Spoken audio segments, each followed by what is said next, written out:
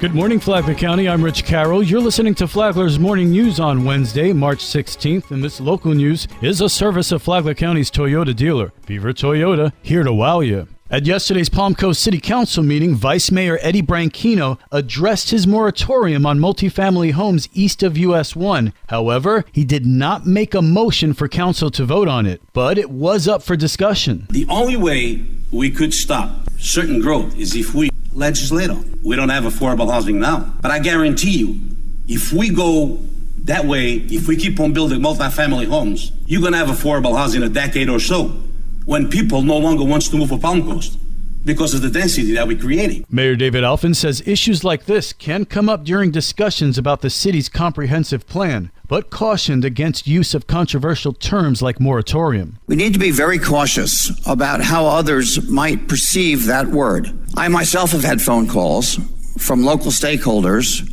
also from stakeholders from around the country and from around the world, that get very concerned about what our business-friendly and or growth potentials might be.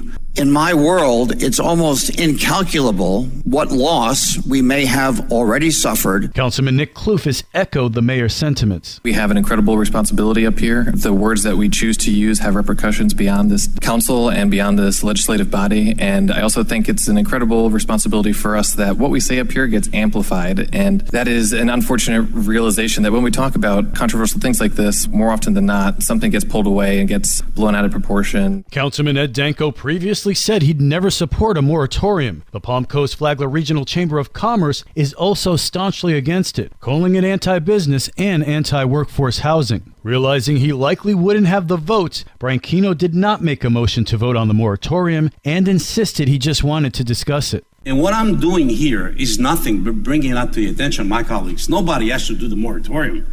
I just want to discuss it. Is it good? Is it not good?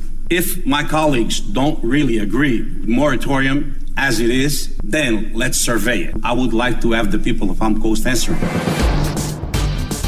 Palm Coast Fire Chief Jerry Forte will retire this fall after more than 3 decades of service to the department. Forte says he'll leave the fire department in a strong position to protect the community. I have witnessed the newest employees teaching the most seasoned fire officers without hesitation because they all want to be better. The succession plan and mentoring program instituted more than 10 years ago have laid the groundwork for the next generation of officers to come and is a proven method to hire long-term employees that place character first. As public safety is concerned, we are moving forward to fulfill our mission of delivering the best service to the community every time. Councilman Nick Kloufis called Forte a tremendous leader. How you live as a person and the most positive outlook because you're the most prepared, and your department and your entire team act as a family have gotten us through some of the most trying times in the history of Palm Coast. I'm not talking about the fires of past that have almost devastated Flagler County, but even as recent as the hurricanes, I've seen tremendous examples of leadership. You lead by example, and that's how real leaders lead. Forte joined the Palm Coast Fire Department as a volunteer in 1990. He became a full-time firefighter and progressed through the ranks, becoming chief in 2018. Forte's last day on the job will be October 14th. From the WNZF Newsroom, I'm Amy Cherry.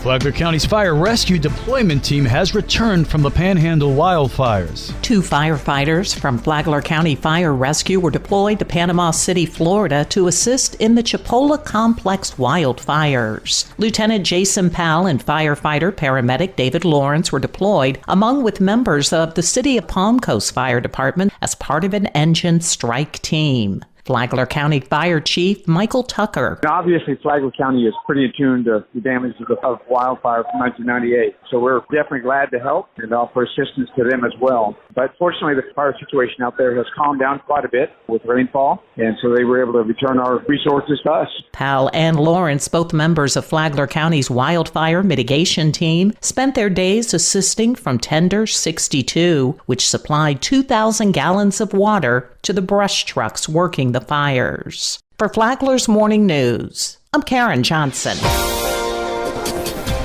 Spring break is underway, and Flagler County Sheriff's deputies have been quite busy. Sheriff Rick Staley says deputies responded to nearly 1,000 calls since last Friday and close to 270 traffic stops, including one where a parked sheriff's vehicle was hit. A reckless driver racing another reckless driver lost control and spun out, striking one of our deputies in his patrol car and then fleeing the scene.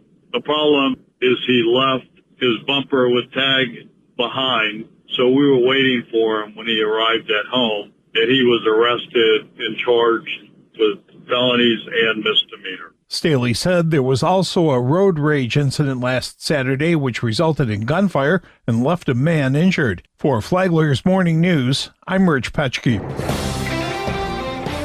How do you sample an ocean for bacteria in the water? John Bay, who's the administrator for environmental health with the Flagler Health Department, said that his people sample 4 sites along the coast. Our northernmost point is Washington Oak State Park. Then we go south to Varn Park. We sample just south of the pier, kind of right across from 3rd Street and Flagler Beach, South 3rd Street. And then Gamble Rogers State Park is our furthest southern point. Bay said that his people only have to go out about 3 feet from the shore to get their samples. Flagler Health Matters is on WNZF on Saturday mornings at 11:30 and anytime on the Flagler radio app. Tomorrow, how is our ocean doing? From the WNZF newsroom, I'm Deb Albertson. And now you're up to date on Flagler's Morning News. I'm Rich Carroll.